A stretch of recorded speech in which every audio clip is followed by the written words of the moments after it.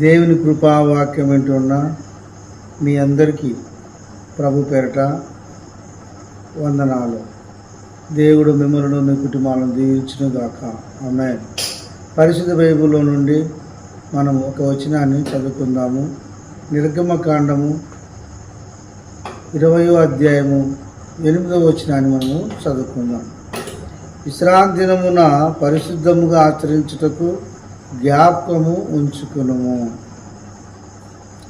ఇక్కడ దేవుడు చక్కటి మాటలు మాట్లాడుతూ ఉన్నాడు.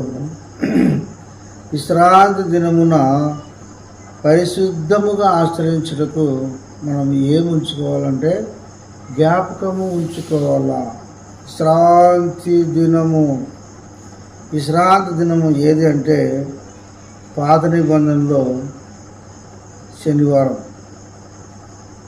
ఇప్పుడు కూడా శనివారమే, కానీ దేవుడు పునరుద్ధరణై తిరిగి లేచింది ఏ రోజు అంటే ఆదివారం కనుక మనము ఆదివారము ప్రతి మందిరములో ఆరాధనను మనము ప్రారంభిస్తున్నాం. విశ్రాంతి దినం అంటే ఇప్పుడు ఆదివారమే అనుకో, దేవుని ఆరాధించే దినం అనుకో. దేవుని ఆరాధించే దినం ఏది? ఆదివారం. యేసు సమాధిలో నుండి మరణములో నుండి ఆదివారము తెల్లవారుతుండగా తిరిగి లేచాడు గనుక మనం అందరము సంతోషంగా ఆయన తిరిగి లేచాడు కాబట్టి మనకి విజయం వచ్చింది. ఆయన లేచాడు కాబట్టి మనకి రక్షణ వచ్చింది. ఆయన లేచిన దేవుడు కనుక మనం కూడా తిరిగి లేపగల సమర్థుడు, జీవము కలిగిన దేవుడు. ఆ దేవుని ఆరాధించుటకు మనం ఏం చేయాలి? జ్ఞాపకం ఉంచుకోవాలి. జ్ఞాపకం ఉంచుకొని ఆదివారము ఏ పని చేయకుండా మనము మన కుటుంబస్తులము దేవుని సన్నిధికి వెళ్ళాలి. దేవుని సన్నిధికి వెళ్ళి గత ఆదివారం మొదలుకొని ఈ ఆదివారం వరకు దేవుడు మిమ్మల్ని కాపాడినందుకు దేవునికి కృతజ్ఞతలు చెల్లించాలి. మళ్ళీ వచ్చే ఆదివారం అంతా కూడా దేవుని సన్నిధి మనకి తోడుగా ఉండులాగును దేవుని సహాయాన్ని మనము కోరాలి. కోరినట్టయితే దేవుని సన్నిధి దేవుడు మనకి తోడుగా ఉంటాడు. ఇక్కడ ఇన్న వాక్యాన్ని ఒకసారి మనం జ్ఞాపకం చేసుకున్నట్టయితే విశ్రాంతి దినమున పరిశుద్ధముగా ఆచరించుటకు జ్ఞాపకము ఉంచుకున్నాము. విశ్రాంతి ఆదివారం ఆరాధించుటకు ఏం చేయాలంట? పరిశుద్ధముగా ఆచరించాలి.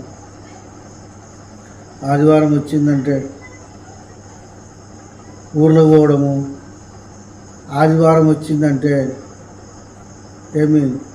కూలి పనులకు పోవడము, ఆదివారం వచ్చిందంటే మటన్లో చికెన్లో తెచ్చుకొని వండుకొని తిని రెస్ట్ చేసుకోవడము, ఆదివారం వచ్చిందంటే కొంతమంది పార్కులకు వెళ్ళడము, ఆదివారం వచ్చిందంటే కొంతమంది సినిమాలకు వెళ్ళడము, ఆదివారం వచ్చిందంటే అక్కడిక్కడ తిరగడము, అలాంటి వద్దు. ఆదివారం మనము దేవుణ్ణి ఆరాధించాలి, దేవుని మనము స్తుతించాలి. ఆ రోజు బ్యాంకులు బంద్, కలెక్టర్ ఆఫీసులు బంద్, ఎంఆర్ ఆఫీసులు బంద్. ఆ రోజు ఏ పని, స్కూల్ కానీ టీచర్లు కానీ ఏది ఉండదు. ఆ రోజు సెలవు దినం కాబట్టి దేవుని మనము ఆరాధించుకోవడానికి మనకి గొప్ప అవకాశం మనకు దొరికింది. మనము వారమంతా పని చేసుకొని ఆదివారం మాత్రం మనం ఖచ్చితంగా దేవుని సన్నిధికి వెళ్ళి మనము దేవుని ఆరాధించు వారముగా ఉండాలి. ఈరోజు ఆదివారం, ఈ ఆదివారం మనము త్వరగా మనం ఏం చేయాలి? స్నానం చేసుకొని, ఉతికిన బట్టలు ధరించుకొని, బైబిల్ చేతులు పట్టుకొని, పాటల బుక్ చేతులు పట్టుకొని, పెన్ను, నోట్సు అన్ని చేతులు పట్టుకొని దేవుని సన్నిధికి వెళ్ళాలి.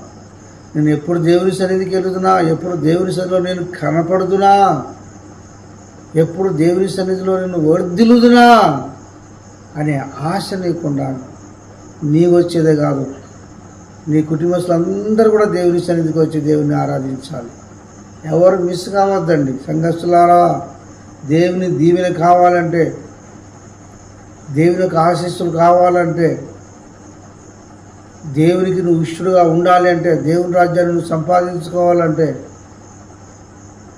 ప్రభుని ఆరాధించే దినం పోగొట్టుకోవద్దు. దేవుని సన్నిధిలో ఒక్కరోజు గడుపుట 1000 దినముల కంటే బహు శ్రేష్టం. ఖచ్చితంగా దేవుని సన్నిధిలో వర్ధిల్లు, దేవుని దీవెనలు పొందు. ఈ మాట దేవుడు దీవించును గాక. ఆమేన్. ప్రార్థన చేద్దాం. పరిశుద్ధులైన తండ్రి, నీకు వందనాలు. ఇన్న వాక్యం హృదయంలో ఉంచుకొని ఆదివారం ప్రభు సన్నిధికి వచ్చి ప్రభుని ఆరాధించే భాగ్యం దయచేయమని, వింటున్న ఈ వాక్యం విన్న బిడ్డలందరూ దీవించమని, దేవుని సన్నిధి నడిపించమని యేసు నామములో ప్రార్థిస్తున్నాం తండ్రి. ఆమేన్.